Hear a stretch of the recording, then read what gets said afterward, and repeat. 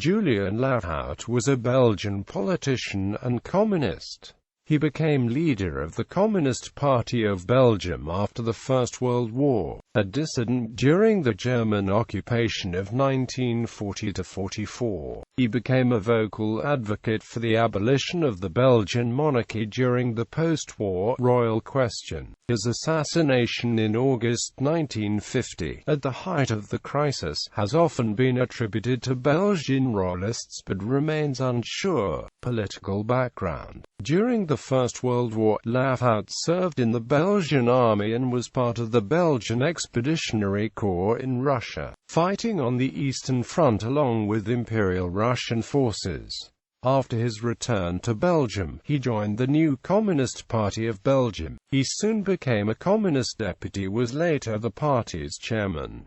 He was particularly vocal in his Republican sympathies during the German occupation of Belgium. As the head of the Communist Party, Lahaut led the strike of the 100,000 in May 1941 and was arrested. After failing to escape from captivity in the citadel of Huy, he was deported to Mauthausen concentration camp. Although suffering considerable health effects, he was still alive when the camp was liberated by the Allies in 1945. Royal question and assassination. The aftermath of the liberation of Belgium from German forces at the end of World War II saw a prolonged period of political crisis, known as the Royal Question, over whether King Leopold III could return to his position as monarch. The crisis came to a head in 1950, when Leopold decided to abdicate in favor of his son, Baudouin. On the 11th of August 1950, Baudouin took the constitutional oath as future king before the united chambers of the Belgian parliament. During the proceedings, one of the communist deputies present shouted, "Vive la République!"